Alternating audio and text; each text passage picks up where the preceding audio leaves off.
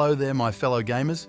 Welcome to my channel. I'm Nub-Gamer, and I'll be your guide through the world of video games, where I dive deep into the games from the past, present, and future. Before I jump into the first game, let me tell you a tiny bit about myself and this channel. I've been gaming since I was a kid, and fast forward 20 plus years, it's still my passion and my stress release mechanism. I literally play any game from indies to AAA titles, and I would love to share my opinion and experience on such games. My channel is in 4 languages: Cantonese, English, Hindi, and Urdu, which you can change in your YouTube audio settings. The video is divided into 2 parts. First, a short but in-depth review, and second, long plays, or walkthrough for those who are stuck at certain part of the game.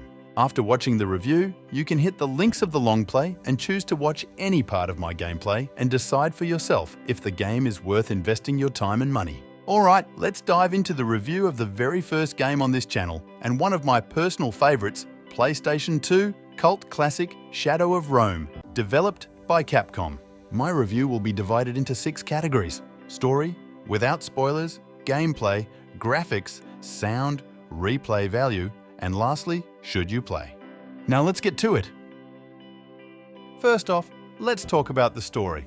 The narrative of Shadow of Rome is an intriguing tale of the fictionalized account of Julius Caesar's assassination.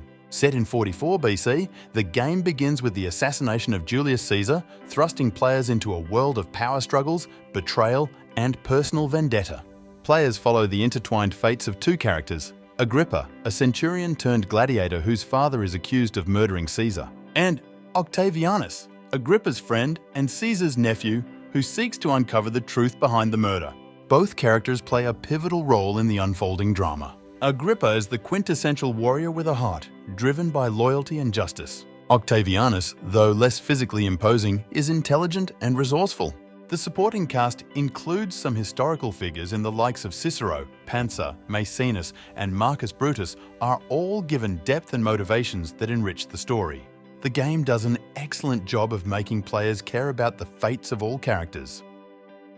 Now let's talk about the gameplay. Shadow of Rome delivers a 1-2 punch with its combination of action-packed gladiatorial combat and intense stealth missions. As Agrippa, you'll be slicing and dicing your way through the arenas, and the combat here is just top-notch with a variety of weapons at your disposal, each offering a distinct fighting style. The ability to disarm opponents and use their weapons against them adds a layer of strategy to the hack-and-slash mechanics. It's easy to pick up but has enough depth to keep you perfecting your skills because the game is difficult even on normal setting.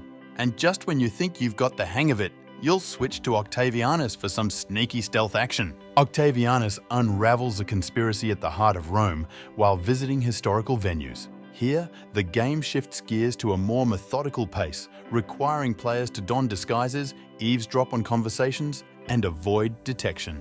While the stealth mechanics are less polished than the combat, they provide a necessary respite and narrative depth. It's a great change of pace and keeps things interesting. Plus, who can forget the thrill of chariot racing?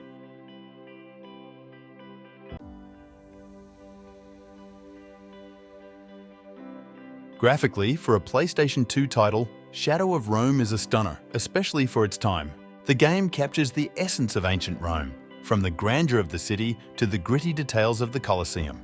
The character models and environments are so well done, they transport you straight into the heart of the Empire. And let's not forget the combat effects. They're gloriously gory and add a visceral edge to every battle. The attention to details in the arenas and the gruesome visual effects of combat contribute significantly to the immersive experience. Although the game's graphics are considered outdated for today's standard, but that can be sorted if you run the game on a PS2 emulator.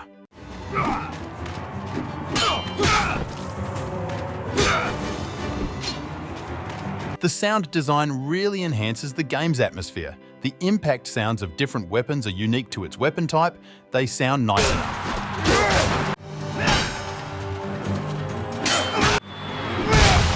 The game has a score that fits the setting, although it's a little too repetitive, but nothing feels out of place.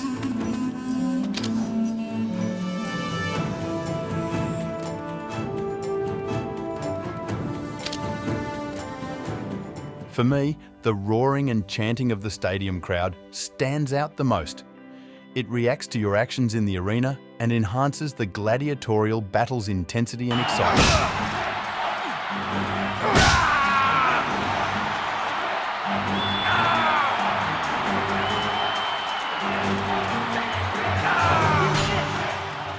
The voice acting was a hit and miss for me. Some actors like Cicero and Maecenas are well voiced. Ah, Maecenas, secretary to Antonius. And what is this proposal you speak of? To mourn the death of Caesar, and to celebrate his life, may I propose holding gladiatorial games? While Octavianus sounds annoying, Please tell me, is Vipsanius the true murderer of our Caesar? and Claudia sounds bored all the time. If they return safely, they are true heroes. Once you finish the game, there is a new Game Plus mode that shows the list of salvos, items and information, etc. You can also relive all the gladiatorial battle in the game to obtain a better ranking. However, the linear nature of the story and the stealth sections does not hold the same appeal on subsequent playthroughs. If you want to have a quick hack and slash session in a Roman gladiatorial setting, then it's for you, but I honestly don't see the point of replaying this game right after you have finished. Maybe after a couple of months or even years? Shadow of Rome is a compelling game that combines violent combat with stealth gameplay set against the backdrop of ancient Rome. It's a title that offers a rich experience with its engaging story, challenging gameplay, and strong visual and audio presentation. Despite some issues with voice acting and unbalanced difficulty, Shadow of Rome does give a sense of accomplishment once you see the end credits rolling.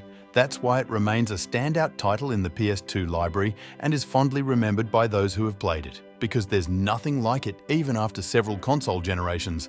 That's why I wanted to start my channel with this game. So, yes, you should play this game. And that's a wrap for today's review. Thanks for tuning in, hit that subscribe button, press the bell, and join this gaming family. Don't forget to check out the full long play of Shadow of Rome in the linked boxes on the right. Lastly, Sir Nub-Gamer bids you adieu, so folks stay tuned for next gaming content, and until next time, stay strong and game on.